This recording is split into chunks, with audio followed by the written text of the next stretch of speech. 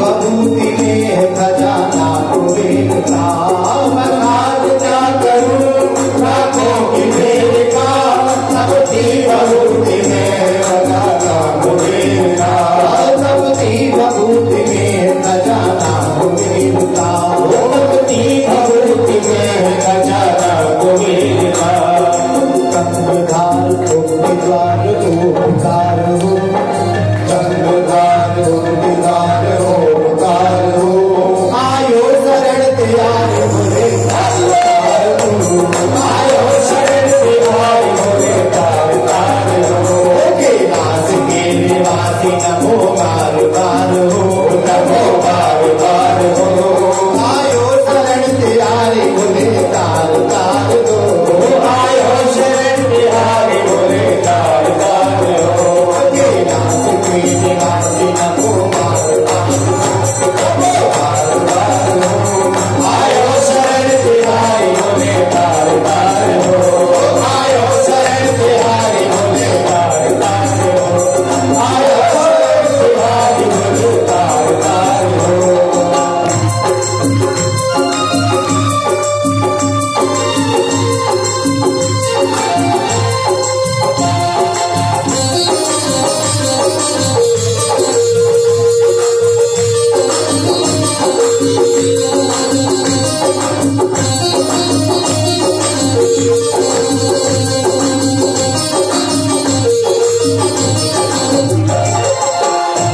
क्या क्या नहीं दिया हम क्या प्रमाण दे, क्या क्या नहीं दिया हम क्या प्रमाण दे, क्या क्या नहीं दिया हम क्या प्रमाण दे, क्या क्या नहीं दिया हम क्या प्रमाण दे, बस गए लोग शंभु तेरे नाम से, बस गए लोग शंभु तेरे नाम से, शहर दिया उबर दिया दान को, शहर दिया अबर दिया लो, कितना उदार तू, आयो शरण तिहारी बोले तार तू, आयो शरण तिहारी बोले तार हो, कैलाश के निवासी नमो बार बार, नमो बार बार हो, आयो शरण तिहारी बोले तार हो, आयो शरण तिहारी बोले तार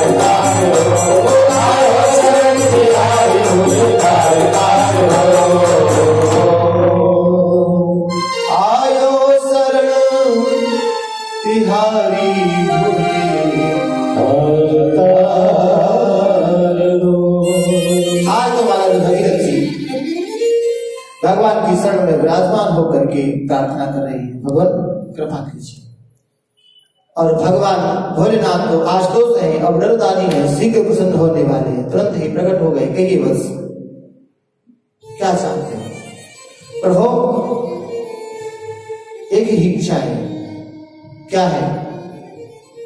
मां गंगा को पृथ्वी पर लाने के लिए हमने प्रार्थना की, वह तैयार है आने के लिए, लेकिन उन्होंने कहा है कि जब मैं इस धरातल पर आऊंगी तो अपने वेग से इस धरा को बहा करके पाताल लोक में ले जाऊंगी। प्रभु आपकी कृपा हो तो गंगा मैया धरा पर आ सकती है, आप उनको धारण कीजिए। ठीक है, आश्वासन दिया भोलेनाथ ने, कहा आने दो। पुनः प्रार्थना की गंगा मैया से और उन्होंने गंगा मैया का पृथ्वी पर आगमन हुआ। अभी तक तो यह देवलोक में रहती थी, तब तक इनका नाम था देवनंदी गंगा, और अब यह धरातल पर आने वाली है। भगवान भोलेनाथ ने अपनी जटाओं को ऐसा फैलाया, गंगा मैया अपने पूरे वेग से धरती पर आने के लिए आ रही हैं, और उनकी इच्छा है कि मैं इस धरातल को ही बहा करके ले जाऊंगी। क्यों? गंगा मैया ने कहा था भगीरथ जी से, बोले हम पृथ्वी पर नहीं आएंगे। बोले क्यों नहीं आओगी? बोले इसलिए नहीं आएंगी कि हम धरातल पर आएंगी तो न जाने कितने पापी लोग आकर के मुझ में स्नान करेंगे, अपना पाप मुझे दे करके चले जाएंगे।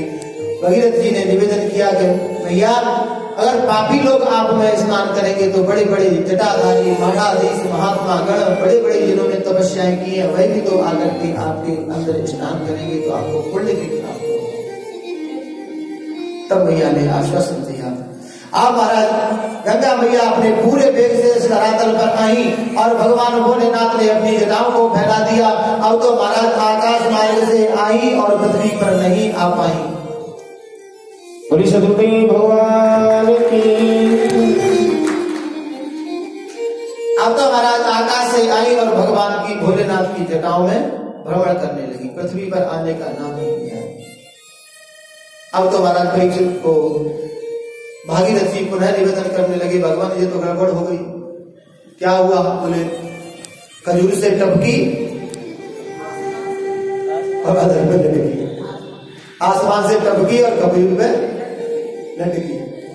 अब आसमान से तो आ गई और आपकी जटाओं से बाहर नहीं आई। तो भोलेनाथ ने कृपा की और अपनी एक जटा खोल करके बाहर की, जिसका गंगा मैया, जिसके द्वारा गंगा मैया का इस पृथ्वी पर आगमन हुआ। इसका नाम हो गया भागीरथी गंगा। बोलिए भागीरथी गंगा की जय। अब तो महाराज आगे आगे भागीरथ जी जा रहे हैं, पीछे पीछे पीछे गंगा मैया जा रही हैं। आगे चलते हुए महाराज रास्ते में एक जगह बैठे हुए थे जन्नू मुनि और यह शोर करती हुई जा रही थी। अपनी धारा की इतनी तेज आवाज बनाई हुई थी गंगा मैया ने कि जितने भी ऋषि मुनि उत्तराखंड में बैठे बैठे ध्यानस्थ थे उन सबका ध्यान भंग हो गया। रास्ते में बैठे हुए थे जन्नू मुनि और पास से वहीं से निकले भगीरथ जी और गंगा मैया ने विचार किया कि हम ऋषि को ही वहां करके ले जाएंगे। और जैसे ही गंगा मैया के प्रभाव को देखा जन्नू मुनि ने, तो इन्होंने अपनी अंजलि बनाई और 2.5 अंजलि में गंगा मैया को पान कर गए। भगीरथ जी आगे जा रहे थे, शोर बंद हुआ, बढ़कर के पीछे देखा तो गंगा जी गए। क्या हुआ? लौट करके गए, देखा जन्नू मुनि बैठे हुए, प्रणाम किया, बोला ऋषिवर। बोले हाँ। आपने गंगा जी का दर्शन किया? बोले हाँ। बोले कहाँ है? बोले हमारे पेट में। बोले भगवान ऐसा कैसे हो गया? बोले हमें यह बहा करके ले जाना चाहती थी अपने वेग के द्वारा, तो हमने इनको पान कर लिया। अब तो गंगा मैया भी घबराई है, तो कह रही थी कि हम इस धरातल को बहा करके रसातल को ले जाएंगे।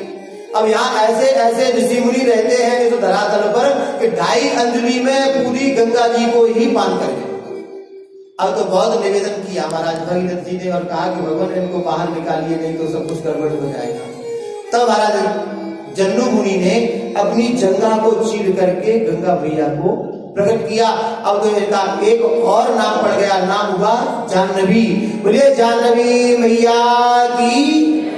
और अब तो धीरे धीरे उत्तराखंड से नीचे की ओर चलते हुए हरिद्वार से और प्रयागराज होते हुए जाकर के गंगा सागर में जहां ये सगर पुत्र पड़े हुए थे, जैसे ही उनकी राख से इनका जब स्पर्श हुआ तो सब के सब पुनः सशरीर प्रकट होकर के खड़े हो गए, जीवित हो गए और सबने गंगा मैया को चरणों में प्रणाम किया और सब मुक्त हो गए। बोलिए गोविंद भगवान की। ऐसा है यह सुंदर रघुवंश, सूर्यवंश।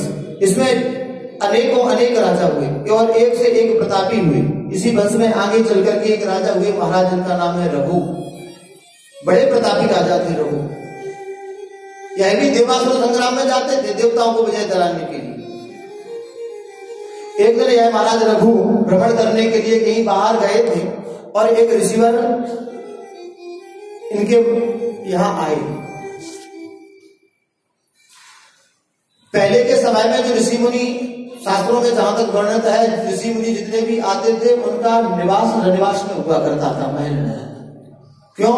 बोले यह इसलिए हुआ करता था कि जितनी सेवाएं गुरुजनों की माताएं कर लेती हैं उतना पुरुष वर्ग नहीं करते। तो महाराज निवास दिया गया, काफी समय तक वह ऋषिवर वहां रहे महल में और रानियों की सेवा से बड़े प्रसन्न हुए। एक दिन महाराज ने